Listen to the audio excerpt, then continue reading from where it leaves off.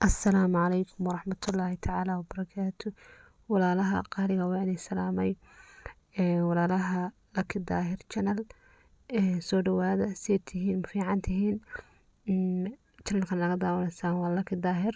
Walaalaha qaaliga maanta waxaan ii wadnaa keeg yar oo iska simple ah oo dhaqso ugu soo tuuran kartid. Marka asxaabta qaaliga waa keeg simple ah oo fudud oo dhaqso ah 10 daqiiqo kugu qaadanaya.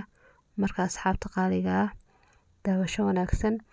Channelka like-ta, share-ta, subscribe-ta waa dhankiina walaalaha qaaliga wixii fikradiina comment-iga noogu reeba.